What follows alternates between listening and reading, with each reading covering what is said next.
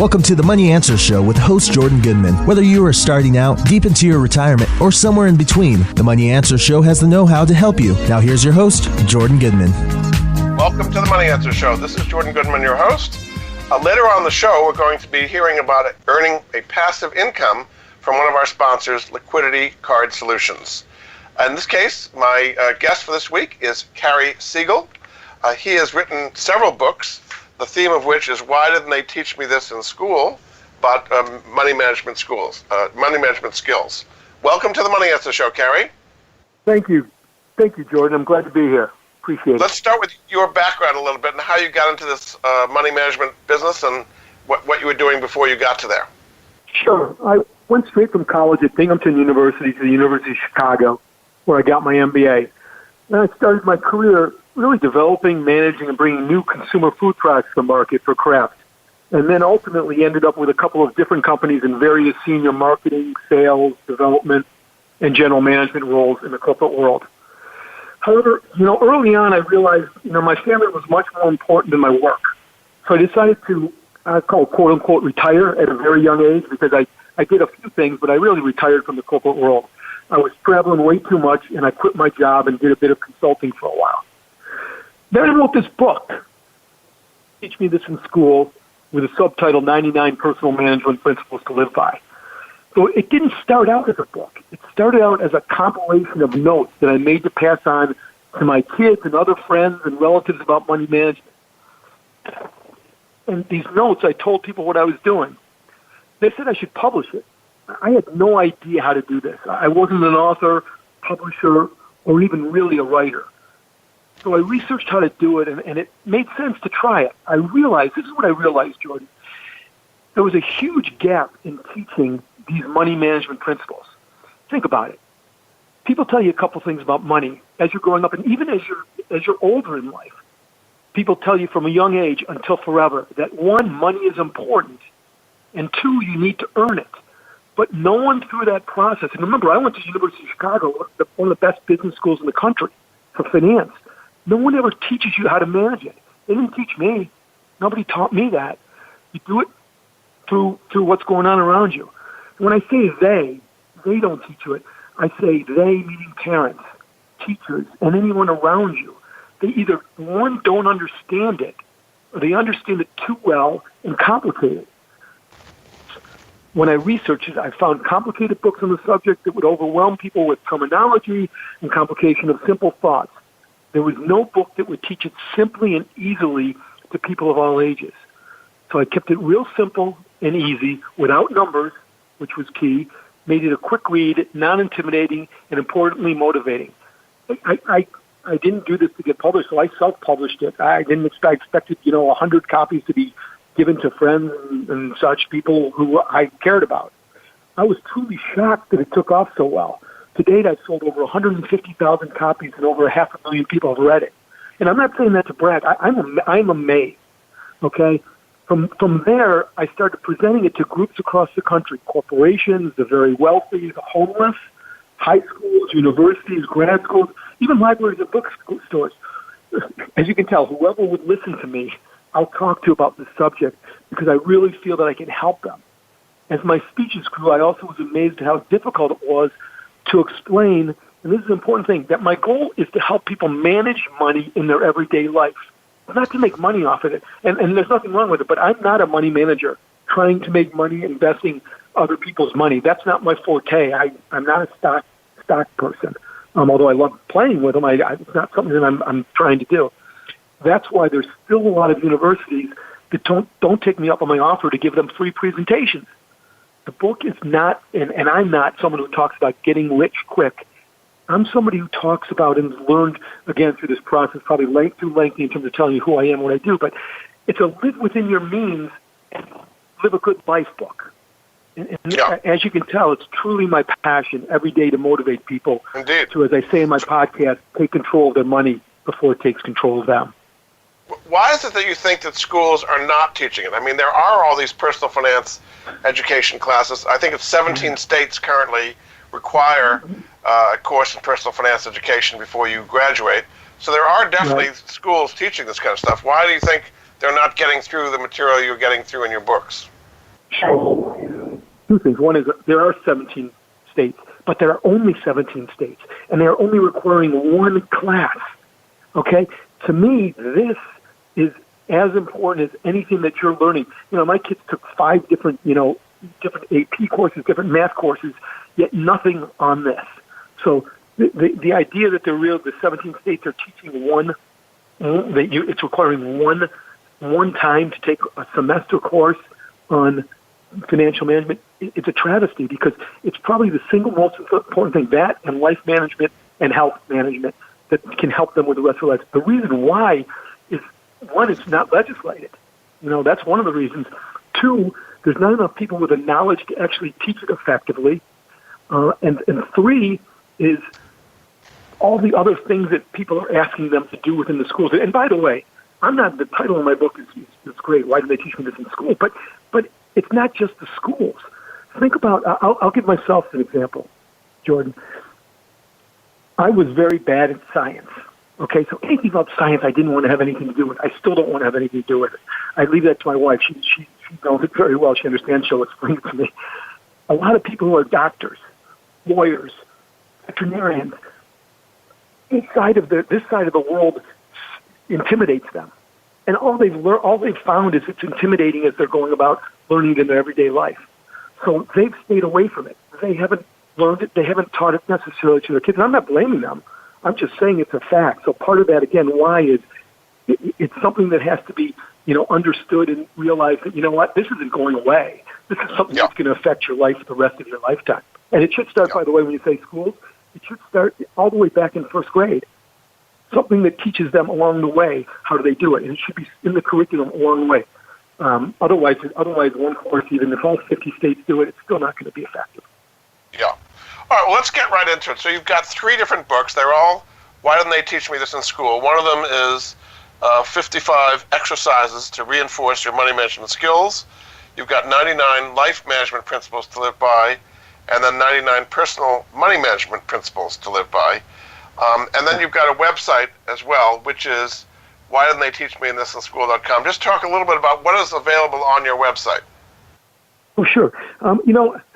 On my website, it's basically something that talks about, in general, what these books are, some media that's surrounded the reviews, all that. So it's more of in reality, it's what I can do for people through my books, through my speaking engagements, whatever it may be. The books in themselves are very easy to read and very informative. For example, the reason I developed the workbook is because I didn't realize until I started getting lots of emails from different folks that there were schools, there were colleges, universities, and high schools. And by the way, even the Army out in Colorado was using my book to teach people how to effectively manage their money. So I developed a workbook to go with that in conjunction with that book. So those are my main book is on money management, and the one that helps that is the workbook, because it helps people, in schools and universities, and also people who are just buying something extra for their kids. The one on life is, I'll call it I think I said it originally, I am adamant that schools start teaching more about things that matter for the rest of your life. Money management is number one to me. Life management, and if you've looked at the book or read through it, it's my perspective on what's important in terms of learning small things about life that'll help you out as you go further. And I want to stress on all these books, it's one person's perspective. That some people can disagree with some of the principles in them, and if you've looked at it, you've probably looked and said, I might not agree with this, okay? My goal is to motivate people to start thinking about these things so that they don't end up in a bad spot because they're blaming everyone else for their problems as they get older. Yeah.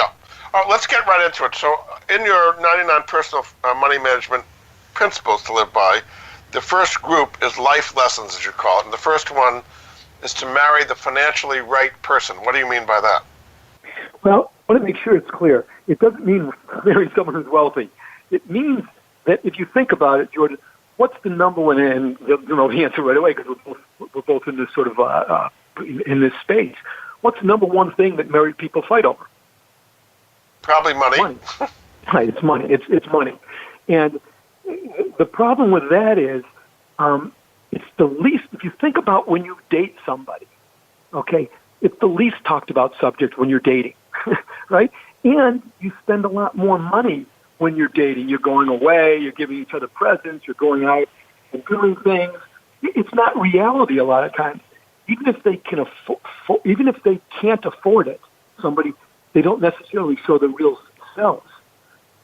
If you think about from the standpoint of compatibility, you need to really understand, is your partner going to be a saver or a spender? And are they showing it as you're dating? Because if they're a spender and you're a saver, you're going to have some really tough times.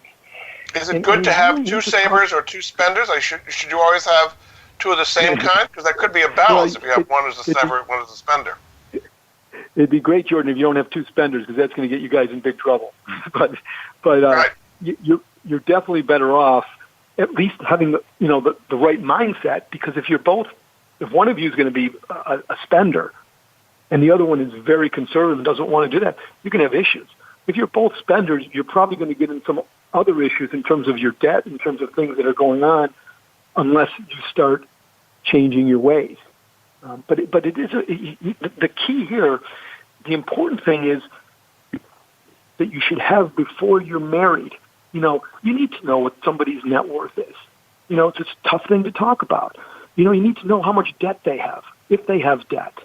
Do they have something? Do they have some sort of thought process in their career where they're going to quit soon? What's their salary? All sorts of things like that are not. They're sensitive subjects, but you need to have those discussions before you get far along in your relationship. Yeah. Okay, we're going to get into more of these as well. My guest this hour is Cary Siegel. He's the author of several books called Why Didn't They Teach Me This in School? You can find out more about his money management tips and everything we're discussing at his website, which is Why Didn't They Teach This in School? Why Didn't They Teach Me This in School.com. We'll be back after this. You've been listening to The Money Answer Show with Jordan Goodman. If you have a question for Jordan or his guest, please call us now at 866-472-5790. That's 866-472-5790. Now back to Jordan.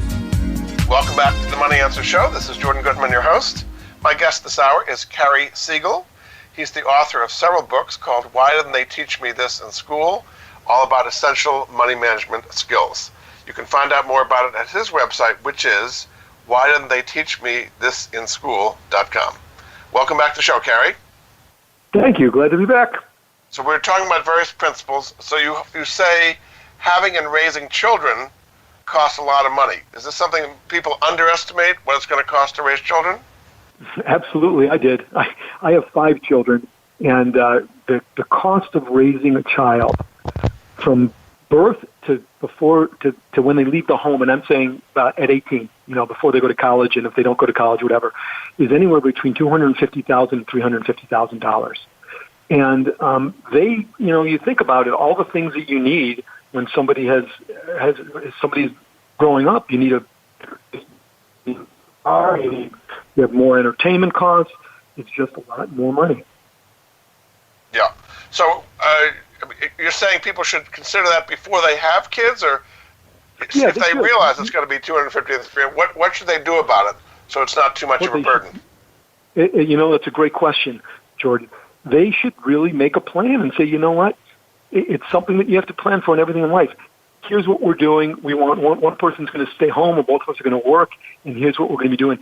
This is what we think we can afford also with our children. Now, it sounds like a non-emotional decision, but you need to factor in those non-emotional decisions along with the emotional. I mean, I love kids. I didn't realize I could have gotten myself in trouble with that many kids. And I always say whenever I talk about children, I love my children, but if they're listening, I'm glad I had all of you, even though you're very expensive. How many kids did you have? I have 5 children, and they're all within 4.5 years of each other. So what has been the financial burden of that more than you expected? Oh, everything. The cost of all the, I'll call it entertainment, the sports, the food. We have 5 kids right now that are all, 3 of them should be out of the house, but because of COVID, we have five people back at home. And you look at the cost of, healthcare, You look at the cost of, what you need to have in terms of the proper number of rooms for them to live in, and it costs quite a bit of money. Then you think about college, and what you want to do. I always said, I paid for school myself. My kids can do the same, but you want better things for your kids. So you do whatever you can for them. You spend more on them than you would on yourselves. So again, the idea is making sure that you understand what you're getting into. If you were today, with the knowledge you have today of having raised 5 kids, if you were giving advice to a couple that was thinking of having 5 kids, not having gone through experiences you have gone through, what advice would you give them? One piece of advice I'd say is, if you're planning on 5, you might get 6, because we were planning on 4, and the last were twins. My advice to them would be you know what? There's a lot of unplanned expenses. That's number one. There's unplanned expenses that you don't think of. 2 is make sure you have enough that you can give them what they need, along with the love that you want to give them. Because it's not just money. All this, I talk about money in my book, but it's also what you can give to all your children, your time and energy. Are you fortunate enough to be able to have somebody at home to help raise the children, or are you going to be leaving them on their own, and how do you manage that? Okay, your next principle is always live below your means. So you're saying a lot of people don't do that. They live above their means, is that right? And how can they live below your means instead? Oh, Jordan, that's probably the biggest one. If you can manage that effectively, and if you can do that, you can live a great life. But people don't want to do that. Unfortunately, and you won't like this terminology, but Americans were pigs. We want to have it all. We want everything now. We can't wait until we can afford it, okay? Living below your means is basically, you're making X amount of income. This is what's coming in. You want to live a little bit below that. Doesn't mean that you're going to live badly. Okay, it means you have to prioritize what your wants and needs are.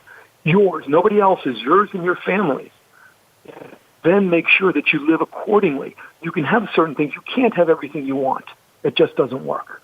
And that's very important to realize, because if you can live below your means a bit, you're never going to get behind.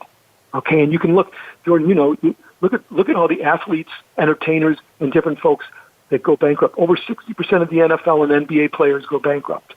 Okay, Michael Jackson I think he was bankrupt or almost bankrupt. These are people that have tens of millions of dollars because they're spending more than tens of millions of dollars. So that can happen to you too, at all different levels. But you can live a life, and what I tell my relatives, my family, friends, is, whatever you choose to do in life, it's great, whether you're making $50,000 or $100,000 or $1 million a year, but live your life according to what's coming in. And that sort of goes with what you were asking about children. Plan accordingly. It's not, hey, we deserve this. I want this. It's a tough day. You've got to manage it. So what would you expect for people today who are living perfectly normal lives and their means just dropped dramatically because the business they were working at just closed, the restaurant closed, the small business closed, they got furloughed, they got laid off. We have millions of people unemployed today, and what they thought was their means just disappeared. What would you recommend for people like that? Yeah, and that's a tough one, Jordan, from the standpoint of it depends on each one's individual, what's going on with them individually. But there's a couple things. One is, I hope to God they had a good emergency fund, but I know that's not the case in most houses in America. But 2 is, they have to make adjustments right away, and that's a tough thing to do. And you'll say, well, what do you do if you have nothing coming in? Or if you have nothing coming in, you've got to make some really difficult decisions. And again, individually, I don't know what they would be, but for example, you might say, I can't live in this home anymore, and that's a very tough thing to say. And I've seen that happen not during this one, but it's going to be happening obviously in the next few months. But back in 2007, 2008, there are a lot of folks that I knew and gave advice to. It's like, you don't have any other option. Yeah. Change how you live and where you live and what you have. And you can't do certain things.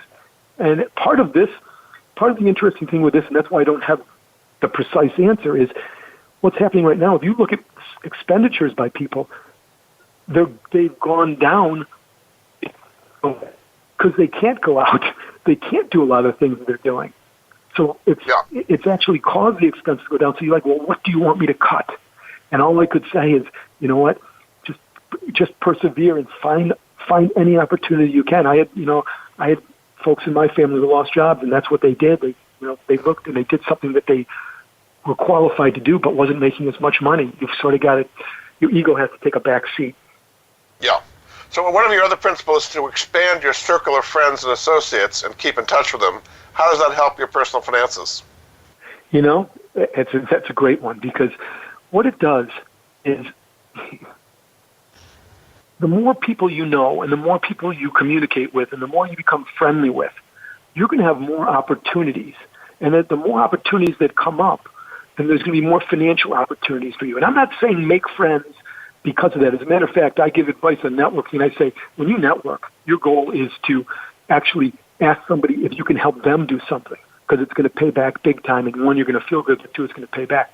But when I think of all the things, when I say expanding the network, when I think of the people that I know and how it's helped me over time, either get another job, with my book, for example, people helping me out because I knew them and I helped them at one point in my life, it works out. It pays back. For example, too, the person who's my insurance agent, well, I met that person and they were unbelievable through coaching. I happened to meet them through that. My accountants that I've used over the years, one of them was somebody that I worked with at my job, and we became friends. And I'll do your accounting for you.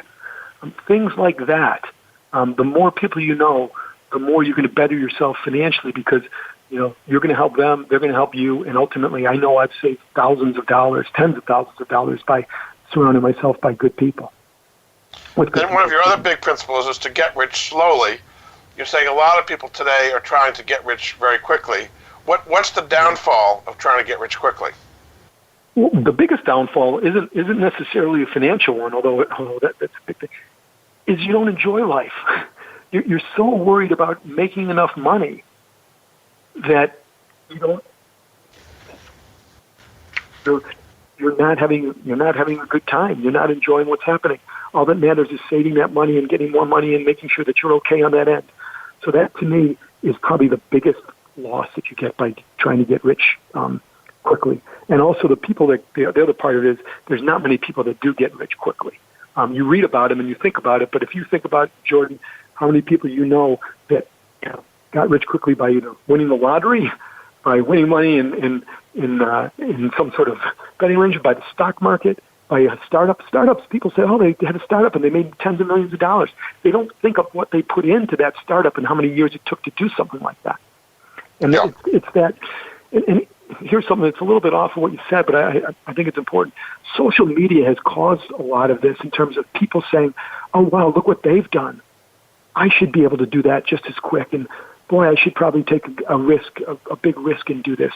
Sure, take some risks, but make sure you're doing it, take educated risks. But if you build it up slowly, as you've seen people do, they actually develop a good way and a good philosophy of managing their life and managing their finances. So what would you say people should do when they see a rocket taking off, Bitcoin going to 20,000, Tesla going up to $1,600, gold going up to $2,000, Netflix? I mean, these kind of vertical stocks. Should you just stand aside and let everybody else get rich? Or, I mean, it's very tempting to kind of get in on these things when you see these rockets. Sure. Well, here are two things. One is, usually if you see the rocket's taken off, and you've missed that. Doesn't mean you don't get on it a little bit, but you don't put all your money in it. I can tell you stories of people that I know that put their money on 3 or 4 stocks, and they were stocks that they made a lot of money on, but they stayed with them, and then the companies went bankrupt. So there's an interesting thing. And I'm not a stock guy. I'm not somebody who can tell you what stocks to get, what ones not to. But I also had a friend of mine who would pick amazing. He would pick a Netflix or whatever, but he'd get out at the wrong time and he'd lose money on the stock. So I'm a more, again, at my perspective, I'm more a slow, steady. You know that if you put your money in call it ETFs, mutual funds, where there's some experts that know exactly what they're doing, you're going to end up okay, in good shape, as long as you're not having the big losses along with the big wins. Yeah, very good. Okay, we're going to take another break. This is Jordan Goodman of the Money Answer Show. My guest this hour is Cary Siegel. He's written several books called Why Didn't They Teach Me This in School? Essential Money Management Skills, Life Management Skills, some exercises on these various topics. You can find out more about it at his website, which is whydidn'ttheyteachmethisinSchool.com. We'll be back after this. You've been listening to the Money Answer Show with Jordan Goodman. If you have a question for Jordan or his guest, please call us now at 866-472-5790. That's 866-472-5790. Now back to Jordan. Welcome back to the Money Answer Show. This is Jordan Goodman, your host. My guest this hour is Cary Siegel. He's the author of several books called Why Didn't They Teach Me This in School? And we're going through the various money management principles. There is a website related to the books, which is whydidn'ttheyteachmethisinSchool.com. Welcome back to the show, Cary. Thank you. So one of your other principles is develop a written budget and evaluate it every single month. So a lot of people are maybe never going to do that. Is there a way of doing it that's less painful? A lot of software today. How do you do a realistic budget? It's simple. You can actually do it in less than 20 minutes if you just start up. All you do, you can do it handwritten like I started when I was younger, or you can do something like mint.com or do your own Excel spreadsheet, and all you do is on one side put all your expenses, all the things that happen in your life, and on the other side what's coming in. Usually what's coming in is one line, which is salary or pay, and the other one is all the different things, but you've got to keep up with it. You've got to keep track of it, and you've got to do it every single month, and then you analyze it from the previous month, and you make changes accordingly. And that's probably the biggest one where I've seen people either adhere to it and they, do amazing well, or they say, you know what, I don't want to hear about this, and they end up keep doing what they're doing and they start faltering. Yeah. The next one is to save or invest 50% of every salary increase. I mean, a lot of people are not getting salary increases today, but if they were, 50% is an awful lot. Why do you have to save and invest that much of it? The one thing I learned in the classroom, I learned that from a professor, my 19th year of school, his second semester, he was talking, said, you guys are going to make money when you come out of here, some more than others, some less. At some point, they're going to give you an increase. You lived fine on what you were making before. You found a way to do it. Now you're going to get a little bit more. Take half of that, live a little bit better, take the other half, and save and invest it, and you're going to find yourself living better in the short term and the long term. And it made perfect sense to me. Unless you got to start off right, like I said, living below your means, and then you're doing this, then you're going to be in great shape. You also talk about understanding employee benefits, that they're worth more than people give them credit for. What are the people missing about their employee benefits?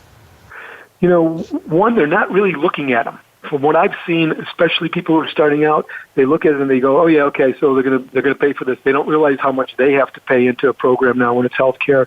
They don't understand that, hey, wait a second, they're doing this for me. They're actually paying for if I don't have to drive my car in, it's actually going to save me money because they're going to pay for part of my transit.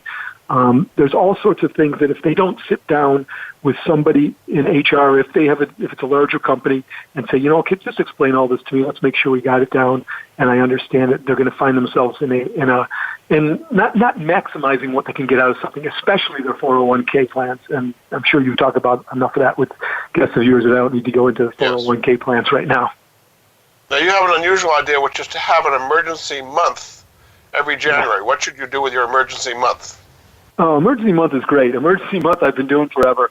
Emergency month, you basically say, I'm going back to, if you're out of college, go back to how I spent in college, and you live your life during that month that way. You cut your spending. You don't go out. It's sort of like COVID. You don't go out. You don't go out for dinner. You don't go for entertainment. You do it inside, but you have a good time. You actually find a way to you sort of get back to the basics of your life, which is nice. And when I do it, this is key. I do it in January. And why? Because it's the same as what happened November, December. Think about dieters in January. November, December, people are eating like crazy. They're drinking like crazy. January, they cut back. They take a month and they go, "Whoa, we got to change things. Join fitness place." The same thing with spending. November, December, you're going out a lot. You're buying lots of gifts. You're doing lots of things.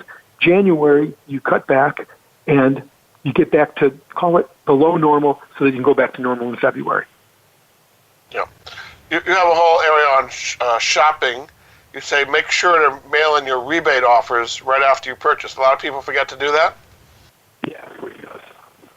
that one in there. In my old business, that's what we did some of that. And rebates get about, back then it was about 6% of people sent back in their rebates. But over 50% of them were buying products because of the rebates. So it's something that people miss on. Yeah. As far as housing, you say don't underestimate the cost of owning a home. What are some of the things that they underestimate? Oh, everything. You know, they go, the home is only going to cost me $100,000. What about taxes? What about maintenance? You know, what about the fact that you're going to have to pay for insurance? You're going to want to furnish that house. So when you start looking at the costs associated with it, you've got to remember all these things. And it's interesting because a lot of people think, well, of course. But unfortunately, a lot of people don't think, of course. They go, wow, we afforded the house. Now we can't put anything in it. And we can't pay our taxes. And now they're taking it away from me. Yeah. You also say to stay away from great deals because in many cases they're not great deals. What are some examples you have of that? Oh, geez. What's great deals that aren't great deals?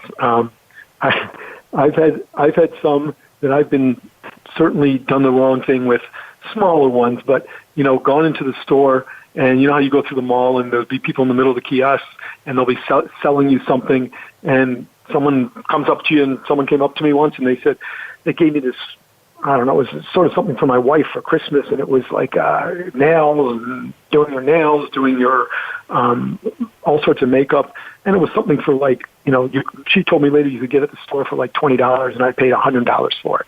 Things like that. Whenever someone says something's going to be better than it is, it probably is not. Yeah. You say that make sure the luxuries you afford yourself are truly important to you. Do people spend money on luxuries they really shouldn't, that aren't that important to them and they waste the money? Absolutely. Yeah. I think they see somebody else having something and they say, and they look at something and say, well, boy, I know I do better than them. It might be somebody who who works for them. And they go, well, geez, they have that car, so I should be able to afford that car. And they end up putting themselves in a big problem spot. Yeah.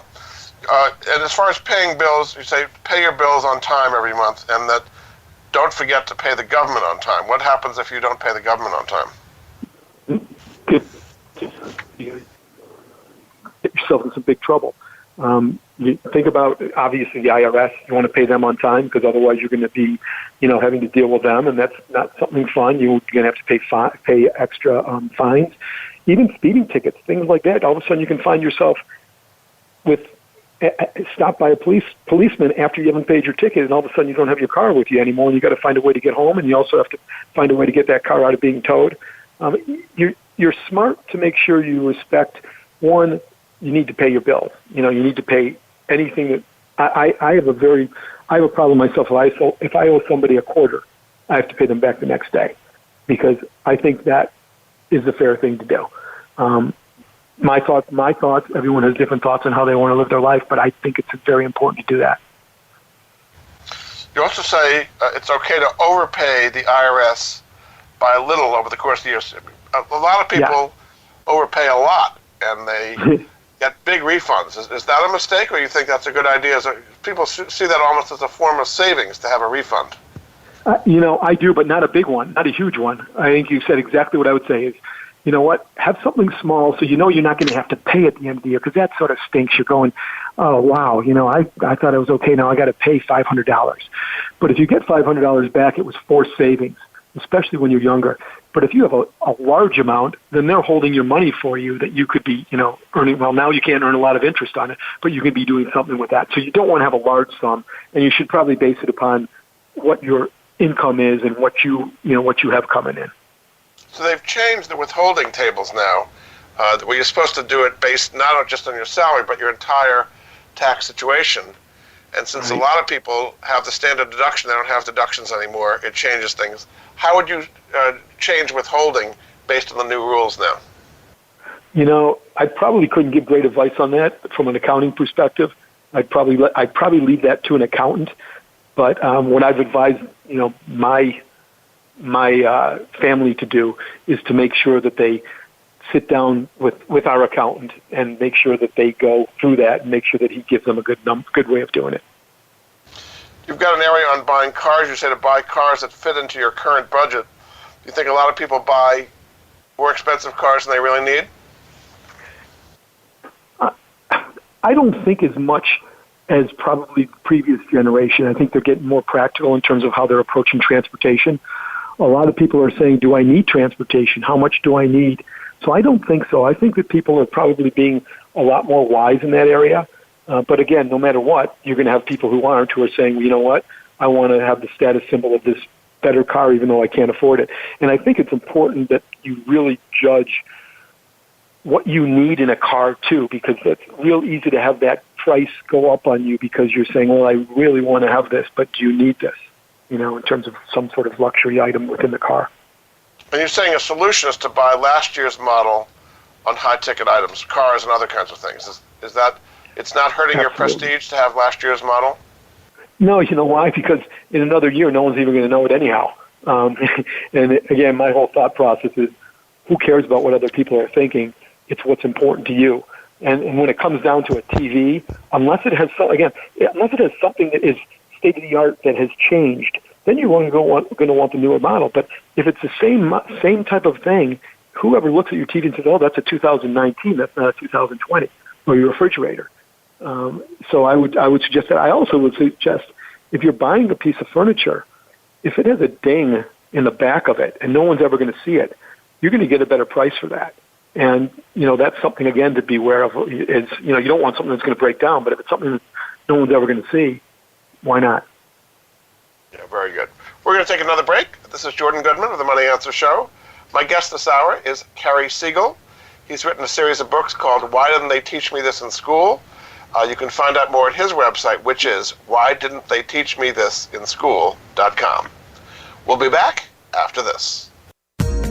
You've been listening to The Money Answer Show with Jordan Goodman. If you have a question for Jordan or his guest, please call us now at 866-472-5790. That's 866-472-5790. Now back to Jordan.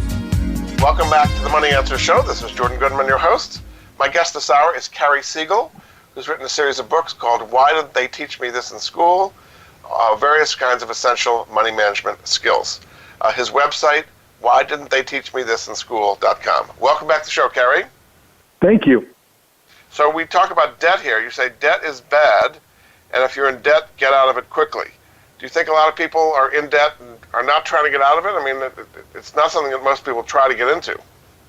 No, obviously they don't want to get into it, but they don't know how to get out of it, and they just keep going down that trap.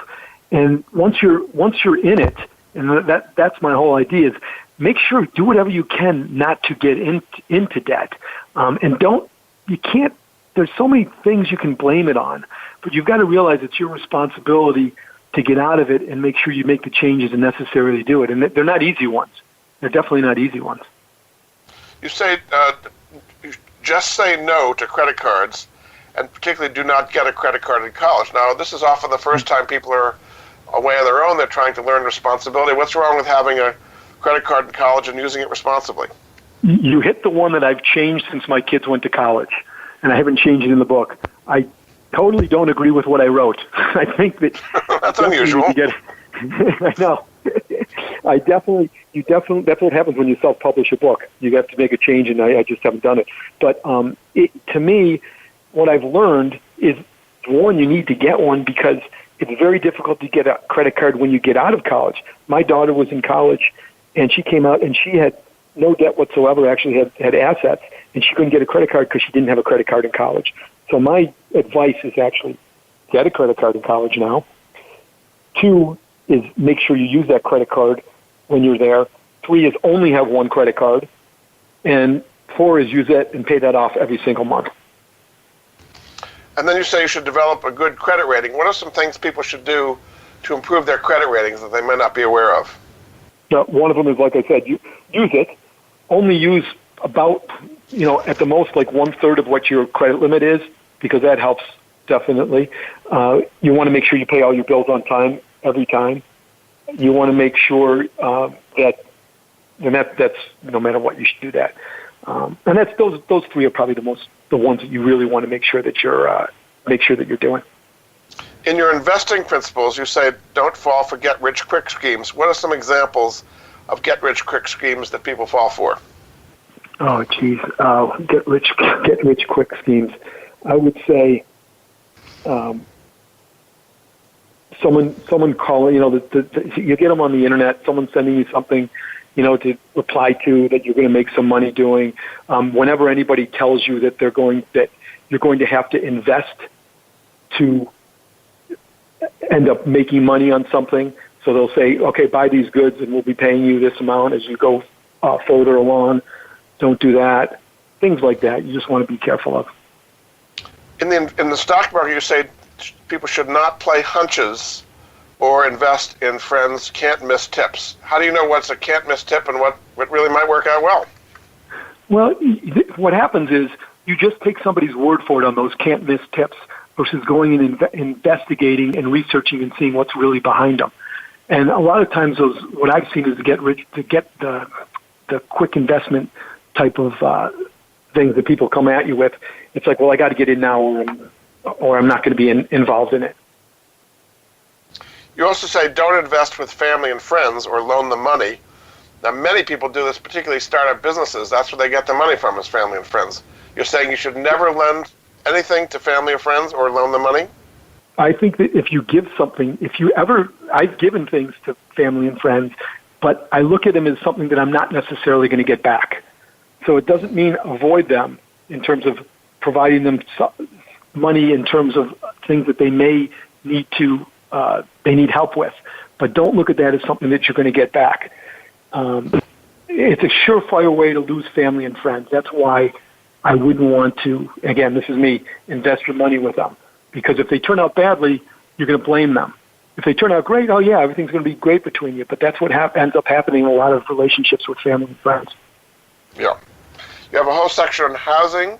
You're saying to budget 25% of your gross salary for rent. A lot of people do way more than that. Why should you limit yourself to only 25%? Because that's what I learned a long time ago, and that's what I think works well when you look at all your expenses and all the things that you need to be spending your money on. So I wouldn't spend, at the most, I'd spend 28%, but I wouldn't spend a lot more than that, and I don't think it would be wise to do so. You're saying when you buy a house, you should buy less house than you can afford. If you buy a smaller house than you really need, it meets your needs, then you're going to have to move up to a bigger house later when you have kids or something. Why buy a house less than you can afford? Well, when I say less, it doesn't necessarily have to be less in terms of size, but it needs to be less money than you can afford, because what everyone tells you to do is, hey, you're going to be making more money, so buy it afford. That's how people get into trouble. I've always bought houses that are less than I can afford, because then I live happily within them. Don't get me wrong, I find the right house that fits my needs, but I don't overspend on, let's say, extras or lucrative things that aren't going to be necessary for my life. So I would always advise going a little bit less than going above. On your mortgage, say that you should always pay at least 20% down. I guess that's to avoid private mortgage insurance, but a lot of people do not put down 20%. You're saying they shouldn't buy a home at all if they don't have 20% down? It's interesting because right now the mortgage rate's so low, unbelievably low, that I would say you would try to still do the 20%, but if you had to, and you had to go a little bit lower, now is the time that I would advise doing something like that. But it is, you don't want to pay that private mortgage rate, that's for sure, the private insurance. You have a whole insurance area where you say always choose the highest deductible for homeowners and automobile insurance. Why do you always want the highest deductible? Because it's very rare when you use your insurance. I shouldn't say very rare. Over time, it's been very rare for me. And the higher deductible is a lower cost for you. And as long as it's not going to break you, whatever that deductible is, then I would advise doing so. In the insurance area, you also say people should buy term insurance rather than cash value insurance, particularly if they're younger. When you buy it younger, when you cash value insurance younger, that's when it's cheaper. Why should you do only term insurance? Well, I would definitely do term insurance when I was younger. I did that, and it made sense for me. I looked at it and said, well, I can make more investing my money than buying whole life insurance or any type of insurance program. So I looked at it as a long-term investment, And also, as you're younger, you have less people depending on you. So it makes sense, if you really want to have insurance and you need it for, short term, then term insurance makes sense at that point in time. On wedding advice, you say that you should not have a big wedding, that you should take the money and put as a down payment on your house. So you're kind of a wedding killjoy, is that right? No. I you know what? I had a great wedding. I didn't have to spend a ton of money on it.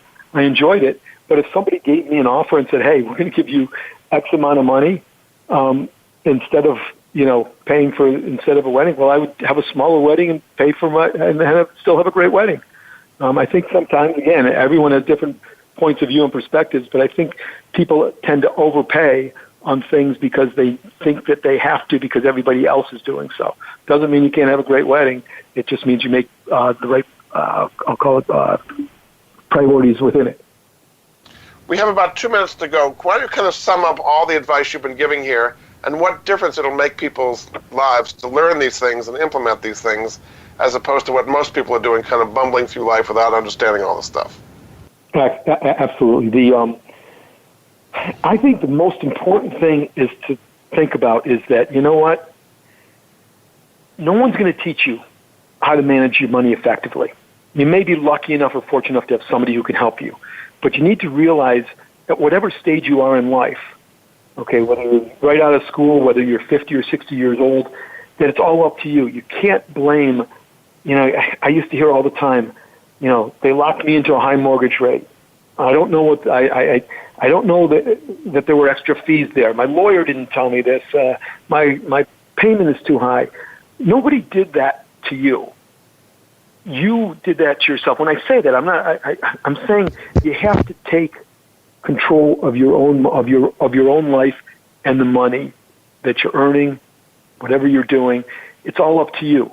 And my whole message is, I want you to get motivated. I want people to get motivated to take the necessary steps, which means start learning about money management on their own, spend the time every day or every week, whatever it is, listening to podcasts like yours, Jordan, to understand, you know what?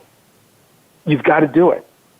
Bottom line is, if you take control of it and you do it the right way, you're going to live a pretty good life when it comes to that aspect. And that's a pretty big part of your life. Very good. Well, thanks so much. My guest this hour has been Cary Siegel. He's written a series of books called Why Didn't They Teach Me This in School? You can find out more about it and all the money management tips he has in them at his website, which is whydidn'tttheyteachmethisinSchool.com. Thanks so much for being a great guest. I think people learned a lot, Cary.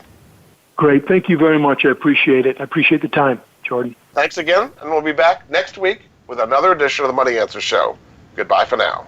Thank you for joining Jordan Goodman and the Money Answer Show. If you have a question for Jordan, please visit his website at www.moneyanswers.com. And be sure to tune in every Monday at 12 p.m. Pacific Standard Time right here on Voice America Business. See you next week.